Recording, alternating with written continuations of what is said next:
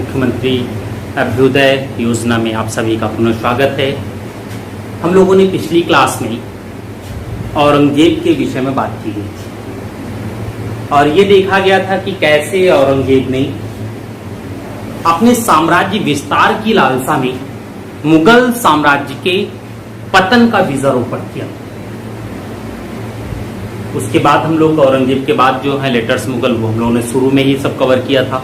आज हम लोग जो बात करेंगे वो सल्तनत कालीन प्रशासन क्या था, कैसे था और उसमें कैसे कैसे परिवर्तन हुए, जो अधिकारी वर्ग था उनके क्या क्या कार्य थे, उन अधिकारी वर्गों में भी चीजें क्या क्या आई, कैसे आई, इसके विषय में हम लोग बात करते हैं। ठीक है, तो हम लोग जब बात करते हैं सल्तनत कालीन प्रशासन के बारे में तो उसमें देखते हैं एक केंद्र हो गया।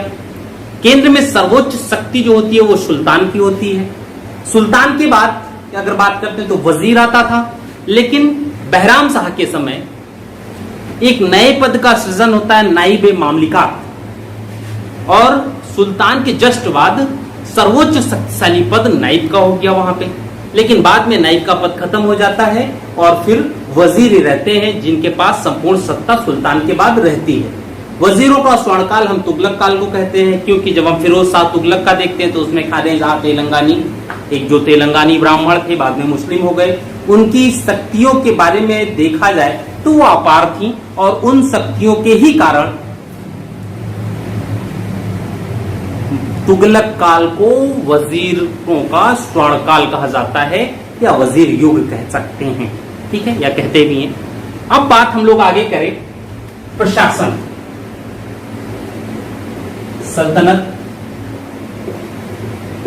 कालीन प्रशासन। ठीक, सल्तनत कालीन प्रशासन में भी कौन? केंद्रीय प्रशासन। ठीक है, केंद्रीय प्रशासन की जब बात करते हैं तो उसमें कई चीजें आती हैं, जैसे इस प्रशासन में सर्वोच्च शक्ति कौन? सुल्तान। सुल्तान के विषय में हम लोग लगातार बात कर चुके हैं, कैसे कैसे सुल्तान थे, कौन थे, कौन कितना शक्तिशाली था, कौन कितना कमजोर था, किसको कितनी शक्तियां मिली थी, कौन उससे कम था। ठीक है, अब देखिए इसमें सुल्तान क्या हो गया? सर्वोच्च शक्ति।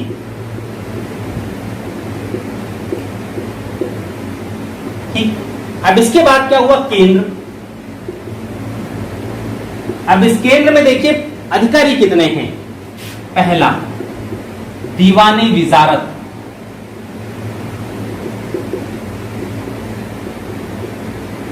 यानी जो वजीर का विभाग है उसे ही हम दीवाने विजारत कहते हैं। ठीक है, दूसरा दीवाने अर्ज,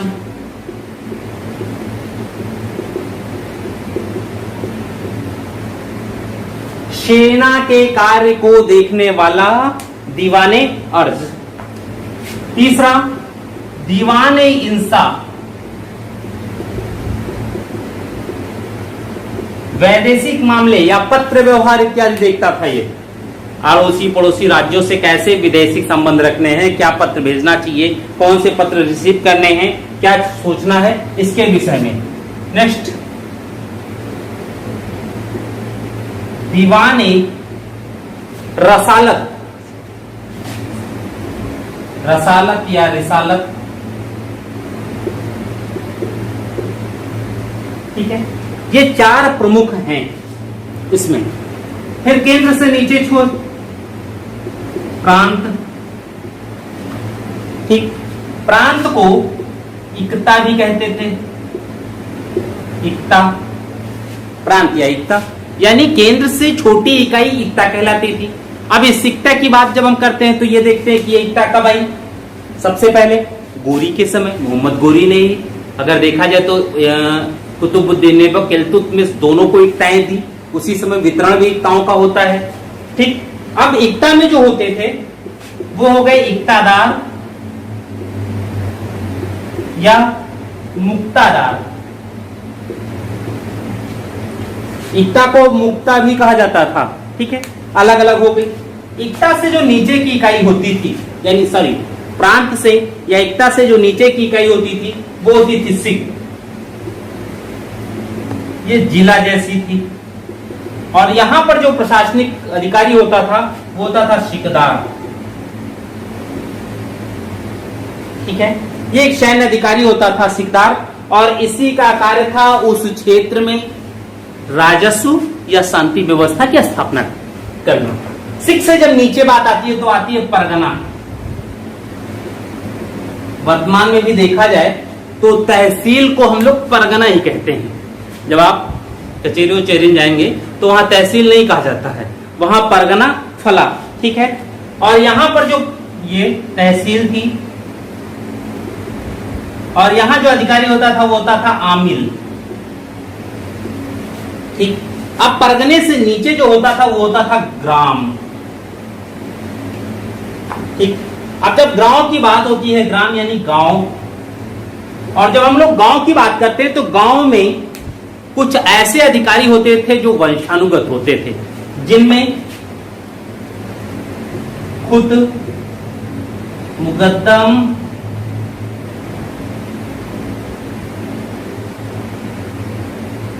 राय, रेखो, चौधरी, अलग अलग क्षेत्र, अलग अलग नाम इत्यादि, ठीक है। ये सब गांव के अधिकारी होते थे। गांव में भी दो चीज आते हैं, ठीक है। एक आता है शादियों, ठीक है, दो नाम आते हैं, एक आता है शादियों और दूसरा आता है चौरासियों। शादियों और चौरासियों। जब शादियों की बात आती है तो हम लोग ये देखते हैं बहमनी में, बहमनी साम्राज्य के निर्माण से पहले अमीर सादा की बात आती है। यह अमीर सादा थे कौन? 100 गांवों के अधिकारी, यानी इन 100 गांवों का जो समूह होता था उसको हम सादियों कहते थे, ठीक ठीक। ऐसे ही चौरासियों यानी 84 गांवों का समूह, चौरासियों कहलाता था, ठीक। तो सामान्यतः एक छोटी उसमें रूपरेखा में ये चीज है, ठीक है। अब इसमें जो अधिकारी, इनके क्या कार्य हैं, इन अधिकारियों के मातहत अधिकारी क्या कौन कौन से हैं, इस पे हम लोग अब बात करते हैं, ठीक है। इसे मिटा दें।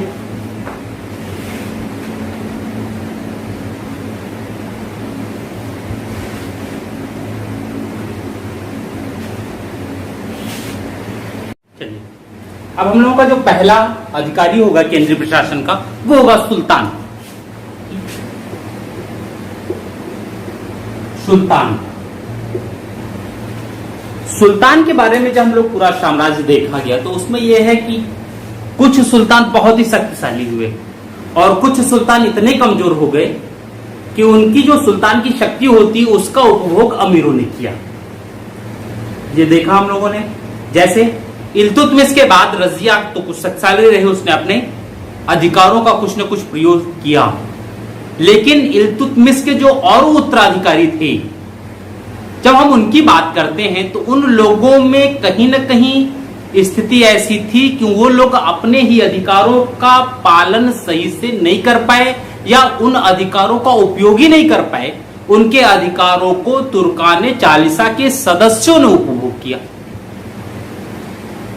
लेकिन हम लोग बात कर रहे हैं प्रशासन की, तो उसमें सुल्तान को जो अधिकार मिले हुए थे उसकी हम लोग बात करेंगे, और उसमें हम ये लोग ये नहीं देखेंगे कौन सुल्तान कितना कमजोर था, किसने कितना अधिकारों का उपभोग किया और कौन कितना ज्यादा शक्तिशाली था। उसने सबके अधिकार केंद्रीकृत ढांचा स्थापित करने की, इससे मतलब नहीं, हम लोग एक व्यवस्था के अंतर्गत पैरेलल सबको लेकर के सामान्य उसके अकॉर्डिंग देखा जाए। देखिए, जो सुल्तान है यही सर्वोच्च शक्ति है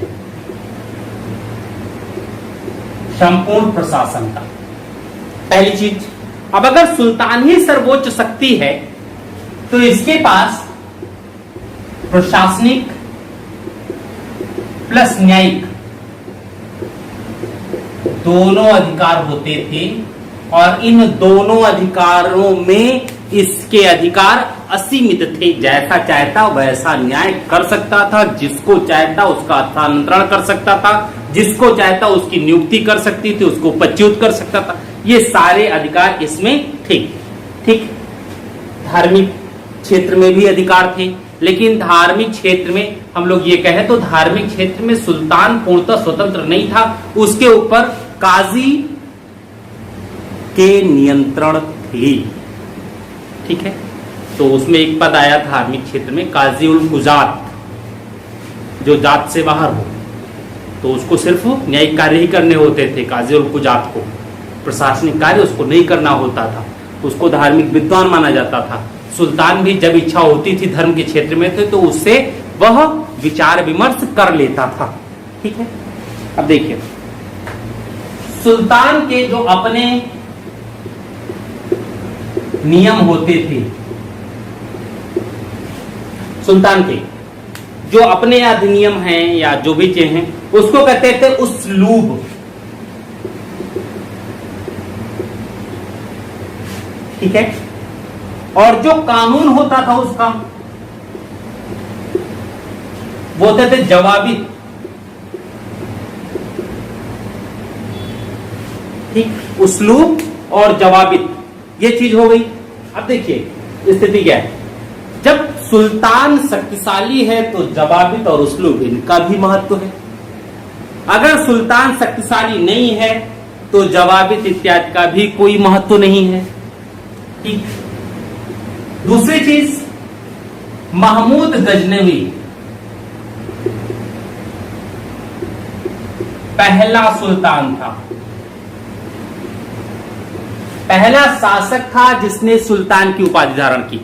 महमूद गजनवी से पहले किसी भी अन्य शासक ने सुल्तान की उपाधि धारण ही नहीं की।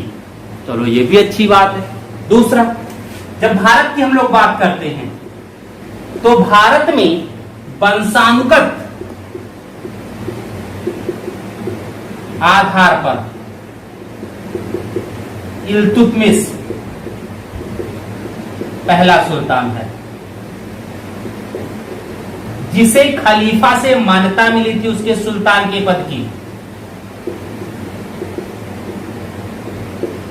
जिसे मान्यता प्राप्त विद्यालय हैं वैसे ये मान्यता प्राप्त सुल्तान थे। खलीफा ने इनको मान्यता दिया था कि तुम सुल्तान हो मेरे अधीन, तुम स्वतंत्र शासक हो, तुम अपने हिसाब से इस्लाम की वृद्धि के लिए जैसा चाहो वैसा शासन कर सकते हो। बाकायदा उसने इनको वस्त्र खिलवत इत्यादि भेंट किए थे, प्रशस्ति पत्र भेंट किया, ये चीज इनमें आई। ठीक, अब हम जब इनके कार्य की बात करते हैं तो सुल्तान की एक परामर्शदात्री संस्था होती थी जिसे मजलिस खलवत कहते थे। ठीक है, सुल्तान कहा गया, सुल्तान की एक परामर्शदात्री संस्था होती थी जिसे मजलिस एक खलवत कहते थे। यानी इस मजलिस एक खलवत में सुल्तान के लगभग सभी प्रमुख महत्वपूर्ण अधिकारी सम्मिलित होंगे, तभी तो परामर्श करेंगे। अगर अधिकारी नहीं तो फिर परामर्श किससे करेगा? जैसे योगी बाबा को अगर हम सुल्तान मान लें तो योगी बाबा की टीम 11 जो है वो मजलिस से खलवत है। ठीक, उसी से परामर्श करते हैं। वो टीम 11 जैसी बात बताती है बाबा जी वैसा बाबा आगे कार्यवाही करते हैं। ठीक है, यानी महत्वपूर्ण लोगों का, प्रशासन के महत्वपूर्ण लोगों का एक ऐसा संगठन जो सुल्तान को परामर्श दे सके। इसमें सभी नहीं सम्मिलित होते, बहुत महत्वपूर्ण लोग और अच्छे लोग ही सम्मिलित होते हैं। ठीक है, अब इसके भी दो भाग होते थे। ठीक है, कौन कौन? बारे आम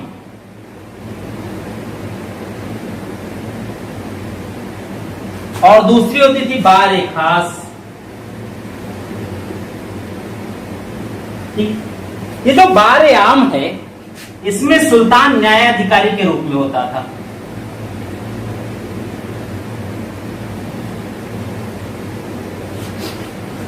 यानी इसमें सुल्तान न्यायाधीश के रूप में कार्य करता था। यहां पर विवाद के मामले सामने लाए जाते थे जिसका निर्णय सुल्तान करता था। ठीक, बारे खास जो है इसमें ये परामर्शदात्री संस्था थी जिसमें परामर्श लेने का कार्य होता था। किसी भी मैटर पर सुल्तान अपने अधिकारियों से परामर्श लेने का कार्य यही होता था जिसे गुप्त रखा जाता था।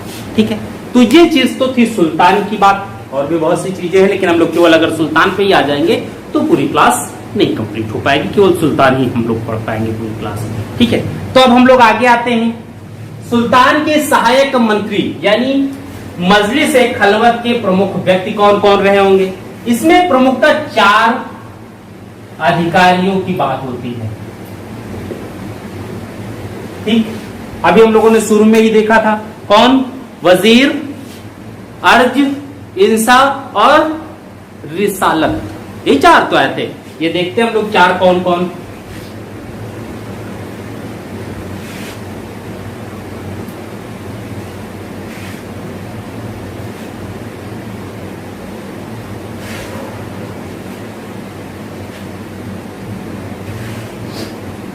दीवाने विजारत पहला,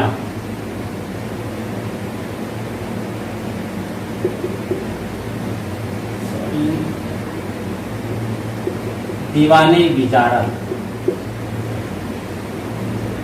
ठीक है, ये हो गया दीवाने विजारत। जब हम दीवाने विजारत की बात करते हैं तो सीधे सीधे बात किससे आ जाती है?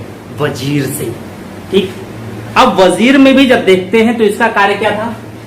राजस्व विभाग का प्रभारी।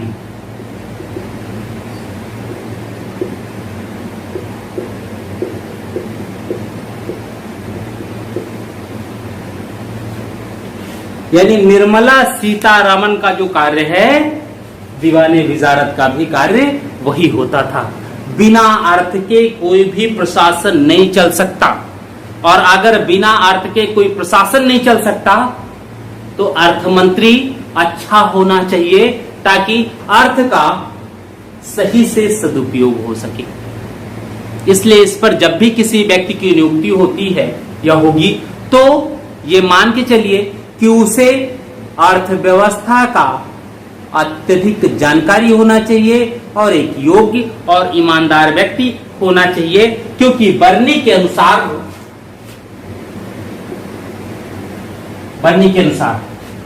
क्या कहते हैं ये?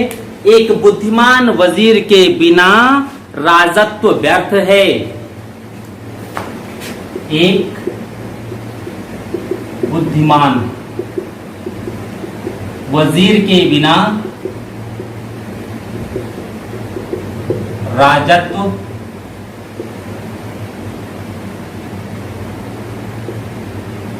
व्यर्थ है। अगर बरनी को इतना समझ में आ सकता है तो फिर सुल्तान को क्यों नहीं आ सकता था? सुल्तान को भी तो लगेगा हाँ जरूरी है भाई, बिना वजीर के राजस्व कैसे हो सकता है? राजस्व का सही से संग्रहण हो, राजस्व जो आ रहा है उसका सही से खर्च हो, तभी तो व्यवस्था सही से चल सकती है। और अगर राजस्व का संग्रहण भी गड़बड़ है, जितना आना चाहिए उसका आधा आ रहा हो, राजस्व के जो खर्चे हैं भाई, राष्ट्र के जो खर्चे हैं उसका भी गलत तरीके से खर्च हो, तो उसमें भ्रष्टाचार की स्थिति बढ़ेगी। खर्चा अलग अलग क्षेत्रों पे होगा, जहां जरूरी है वहां कम होगा, जहां कम जरूरी है वहां ज्यादा होगा, तो ऐसे में राजत्व नहीं हो सकता। ठीक है, अब वजीर की भी 2 श्रेणियां बताई गई। वजीर की भी 2 श्रेणियां बताई गई, पहली दूसरी। पहली क्या है? वजीर तनफीज। वजीर तनफीज, ठीक, पहली हो गई। दूसरा है वजीर तनफीद, तफवीद, तफवीद, ठीक। पहला जो है उनको कहा जाता था जो सीमित अधिकार रखते थे।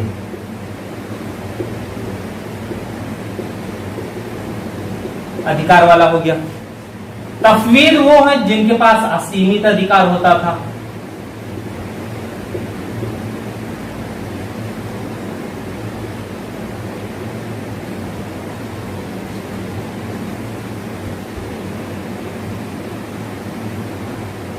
असीमित अधिकार होता था, ठीक। ये 2 हो गए, एक सीमित अधिकार वाला, दूसरा असीमित अधिकार वाला, ठीक है। लेकिन वजीर सुल्तान के कार्यों में हस्तक्षेप नहीं कर सकता था, लेकिन सुल्तान वजीर के पद को स्थानांतरित कर सकता था, समाप्त कर सकता था, उसके पद को सीमित कर सकता था, उसके अधिकार को सीमित कर सकता था। यानी वजीर को कभी शक्तिशाली बना सकता है, नहीं तो कमजोर भी बना सकता है। ठीक है, अब देखें, सामान्यतः वजीर के कार्य में सुल्तान का हस्तक्षेप नहीं होता था, लगभग ना के बराबर था, बहुत कम ही हुआ कि सुल्तान ने कम काम किया हो। ठीक, एक नया पद आता वजीर मुतलक।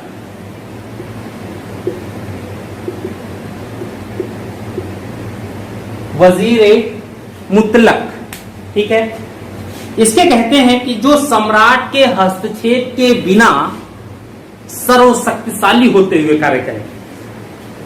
ठीक, ये मुगल काल में आया था। ठीक, असीमित अधिकार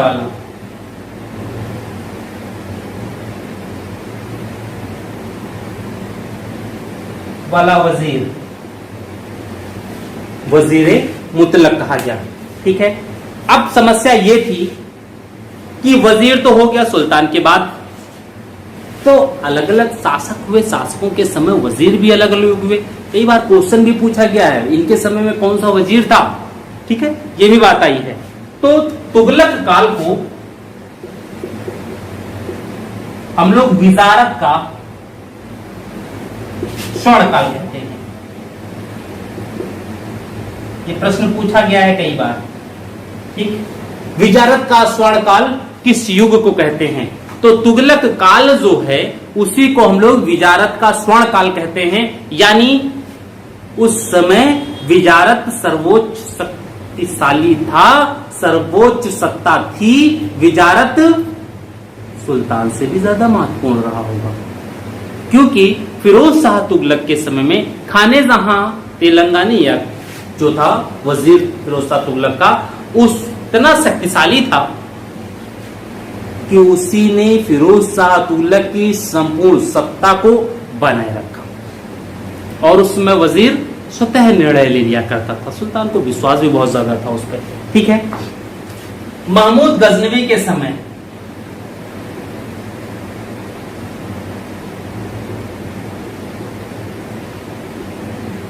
ये पूछा तो नहीं गया है, लेकिन थोड़ा सा हो सकता है भविष्य में पूछ जाए। अब्बास फजल बिन अहमद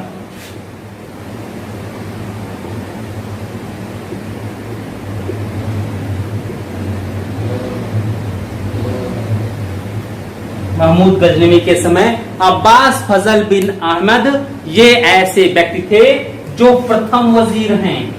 इससे पहले कोई वजीर नहीं था। प्रथम सुल्तान कौन? महमूद गजनवी। प्रथम वजीर कौन? अब्बास फजल बिन अहमद। किसके समय के वजीर थे? महमूद गजनवी के। यानी प्रथम सुल्तान ने ही प्रथम वजीर की नियुक्ति की। प्रथम सुल्तान कौन? महमूद गजनवी। प्रथम वजीर कौन? अब्बास फजल बिन अहमद। ठीक है, आगे बढ़ते हैं।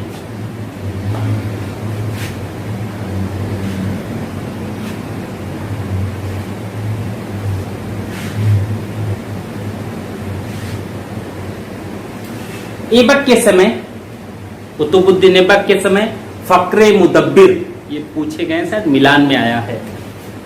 ऐबक के समय फक्रे मुदब्बिर ये वजीर हुए। फक्रे मुदब्बिर। ठीक, इल्तुतमिश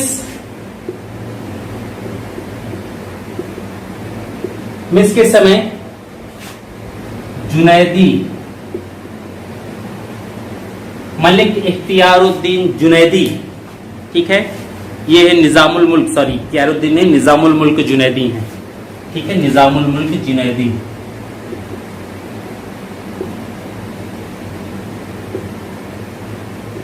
निजामुल मुल्क जुनैदी।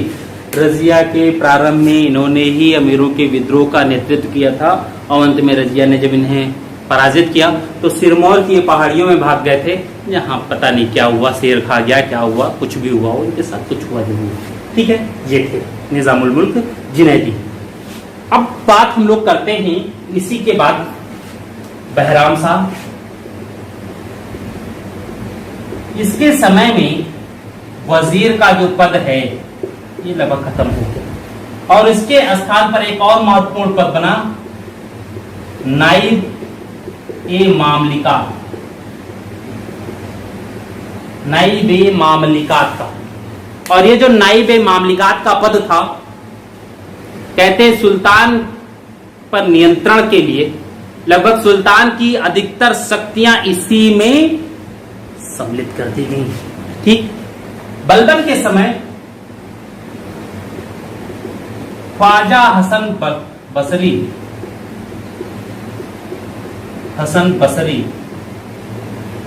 ये वजीर बनाए गए, लेकिन बलबन ने वजीर की शक्तियों पर काफी नियंत्रण स्थापित किया और उसने उप वजीर की भी नियुक्ति की। इसी के समय उप वजीर की नियुक्ति से क्या होगा, वजीर की जो शक्तियां हैं वो कहीं ना कहीं थोड़ी सी कम हो जाएंगी। तो बलबन के समय वजीर की शक्तियों को सीमित किया गया उप वजीर की नियुक्ति से, और पहला उप वजीर हुए ख्वाजा खातिर।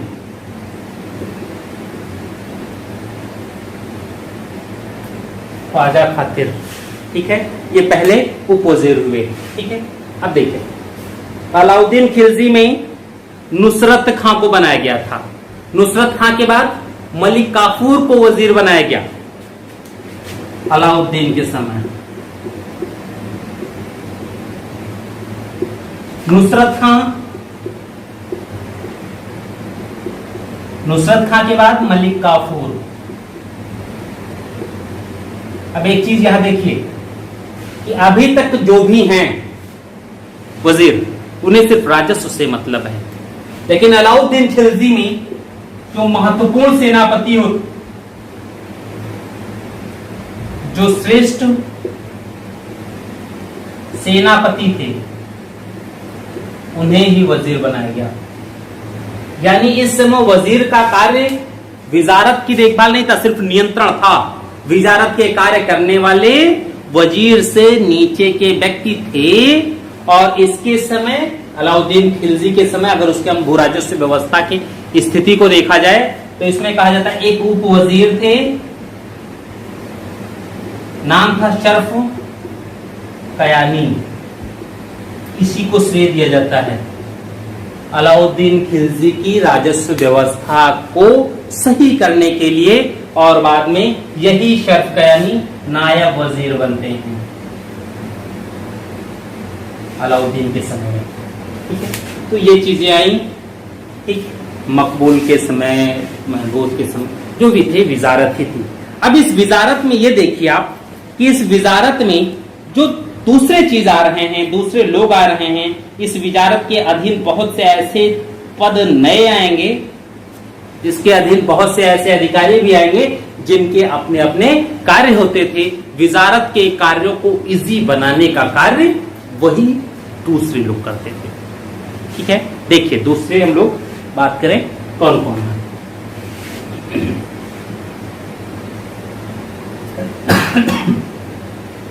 सॉरी, चलिए देखिए अब इसमें वजीर के नीचे का विभाग में कौन, पहला मुशर्रिफ ए मुमालिक,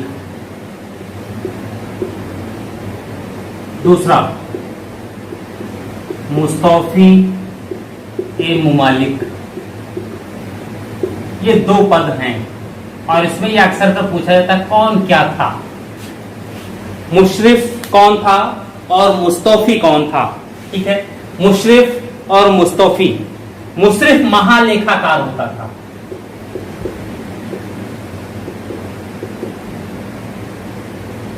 मुशर्रिफ महालेखाकार था और मुस्तौफी महालेखा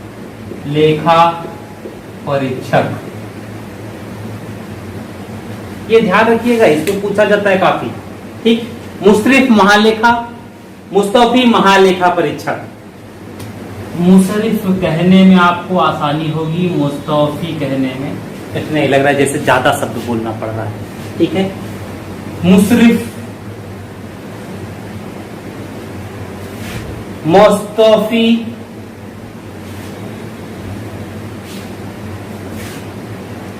ठीक, जिसमें रा वहां रा, जिसमें फा वहां का, क्योंकि फा और का लगभग सेम शब्द हो जाते हैं, सिर्फ गोला का अंतर होता है, यही तो होता है और ज्यादा नहीं होता।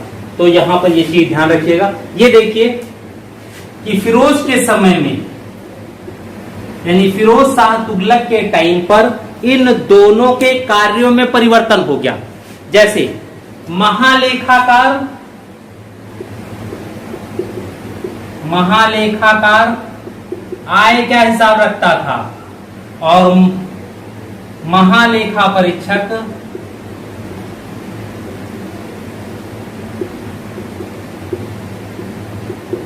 व्यय का हिसाब रखता था। बस यही अंतर उन्होंने किया। एक आय का हिसाब रख रहा है और दूसरा क्या कर रहा है, व्यय का हिसाब रख रहा है। ठीक है, ये चीज आई। कहते हैं कि फिरोज ने इसकी स्थिति करने के लिए, भाई एक आय एक व्यय का कर रहा है तो दोनों में स्थिति नहीं आएगी। भाई जो आय अर्जित कर रहा है, मान लो आय इतना हुआ, दूसरा व्यय दिखा रहा है तो व्यय कहीं ज्यादा हो गया तो दिक्कत आएगी ही आएगी, मैच ही नहीं होगा। तुमने कितना दिया, तुम कितना पाए, तुम कितना खर्च किए, तुम कितना राजस्व इकट्ठा किए, इसमें जब मैच नहीं होगा तो दोनों में एक दूसरे को चोर कहने की प्रणाली विकसित होगी और दोनों जब एक दूसरे के चोर कहेंगे तो उसमें विवाद की स्थिति आएगी। दोनों अपने आप को क्या करेंगे, ईमानदार सिद्ध करने की कोशिश करेंगे। तो ऐसे में फिरोज ने एक अंकेक्षक की नियुक्ति कर दी, महा अंकेक्षक। ठीक, और इस पद पर उसने दीवाने महरू, एन महरू जिनको कहा गया, एन ए महरू, इसकी नियुक्ति की। ठीक है, एन ए महरू की नियुक्ति की। इनका काम क्या था, महालेखा परीक्षक वाला काम हो गया। कहा, मुस्तौफी अंकेक्षक का कार्य करता था। फिरोज तुगलक के समय में मुस्तौफी के अंकेक्षण के कार्य को हटा करके उसे व्यय का अधिकारी बना दिया गया, व्यय करो राज्य के लिए। और अंकेक्षण का कार्य एक नए व्यक्ति महाअंकेक्षक की नियुक्ति करके दे दी गई। उस पद पर पहला व्यक्ति कौन आया, एने महरू। ठीक है, देखिए दूसरा, दीवाने इशरफ,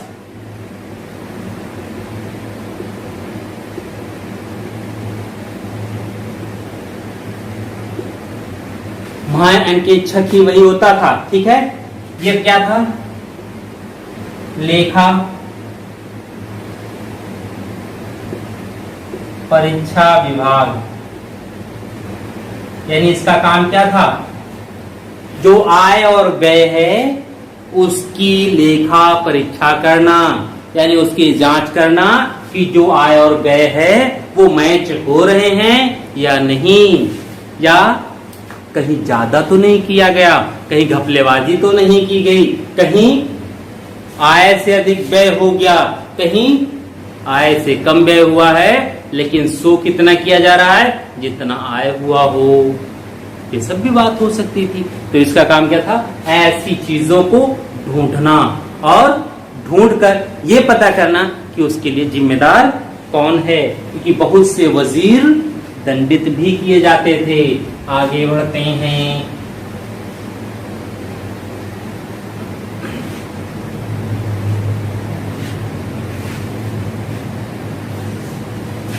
दीवाने वकूफ,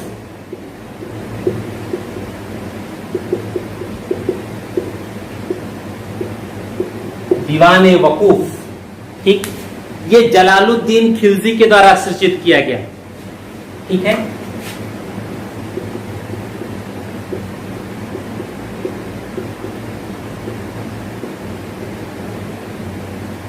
इसका सृजन जलालुद्दीन खिलजी ने किया। अब इसका काम क्या था? व्यय की जांच करना, यानी वजीर के अधीन बहुत से, सॉरी व्यय की जांच करना नहीं है, व्यय की कागजातों की जांच करना, ठीक है, कागजातों की देखभाल करना, व्यय की कागजातों की देखभाल करना, इनका ये काम है। अब भाई व्यय कोई और कर रहा है, कागजातों देखभाल तुम कर रहे हो, अंकेक्षक कोई और है, अंकेक्षण यानी अगर कागजातों की देखभाल ये कर रहे हैं तो अंकेक्षण करवाने का भी कार्य इसी का होगा। ऑडिट जब भी होगा तो ऑडिट कौन करेगा? जिसके पास कागजात होंगे। जिसके पास कागजात ही नहीं वो थोड़ा ऑडिट करवाएगा। ऑडिट वही करवाएगा जिसके पास व्यय से संबंधित, आय से संबंधित संपूर्ण कागजात हो, यानी कोई ऐसा भी अधिकारी रहा होगा जिसके पास आय से भी संबंधित कागजात रहे होंगे। तो आय देख कौन रहा है? वजीर। तो अगर आय वजीर देख रहा है तो आय से संबंधित कागजात किसके पास? वजीर के पास, या वजीर के अधीन किसी अन्य कर्मचारी के पास, ठीक है। दीवान इस्तिहाक,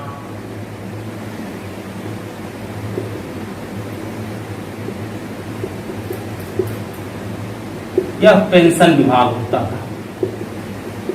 पहले भी पेंशन चलती थी, अटल जी की तरह पेंशन बंद नहीं की गई। तो पेंशन बंद कहाँ हुई? एनपीए आ गया, न्यू पेंशन स्कीम, एनपीएस हो गया, एनपीए सारी पेंशन, ठीक है। तो ये दीवान के अधीन थे। अब दीवान के बाद जब हम लोग बात करते हैं तो दीवाने अर्ज,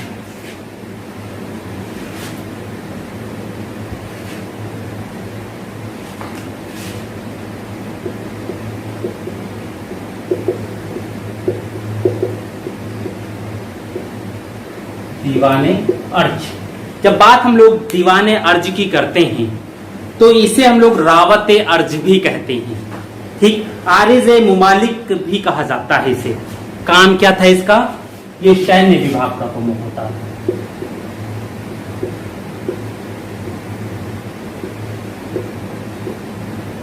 इस पद को स्थापित करने वाले कौन? बलबन। दीवाने अर्ज के पद का सृजन बलबन ने किया। जब मुगल काल की हम लोग बात करते हैं तो मुगल काल में यही दीवाने अर्ज क्या हो जाता है? मीर बख्शी। इसका काम क्या था? भर्ती करना सेना की, प्रशिक्षण, शस्त्र इत्यादि, युद्धाभियान इत्यादि, बहुत से जो भी सेना से संबंधित कार्य होंगे वो सभी यही द्वारा किया जाएगा। पहला दीवाने अर्ज जो बना भारत में वो था अहमद अयाज। भाई इसका तो काम सबसे ज्यादा, अगर मध्यकाल की हम लोग बात करें तो मध्यकाल का संपूर्ण प्रशासन जो है वो सेना के ही इर्द गिर्द है। और अगर मध्यकाल का संपूर्ण प्रशासन सेना के ही इर्द गिर्द है तो सेना को संगठित होना होगा, सेना पर व्यय भी अच्छा खासा होगा। और अगर सेना पर ये सारी चीजें हो रही हैं तो स्वाभाविक है क्या, सेना को संभालने वाला भी योग्य होना चाहिए। तो यहाँ पर वो चीजें हुई, सेना को संभालने वाला अहमद अयाज जैसे व्यक्ति को नियुक्त किया गया, ठीक। अब देखते हैं इसमें कुछ और लोग हैं, इनके बारे में बात क्या किया जाए। देखिए बर्नी कहते हैं कि अलाउद्दीन खिलजी के समय में, बर्नी के अनुसार अलाउद्दीन खिलजी के समय में दीवाने अर्ज विभाग का महत्व अन्य विभागों की तुलना में बढ़ गया था। क्यों? क्योंकि अलाउद्दीन खिलजी के पास एक बड़ी सेना थी और जो सेना थी वह भी बहुत अच्छी सेना थी, पराजय उसे नसीब नहीं हुआ, ठीक है। और अलाउद्दीन खिलजी के समय में जो दीवाने अर्ज था नाम था मलिक नासिरुद्दीन मुल्क सिराजुद्दीन, मलिक नासिरुद्दीन मुल्क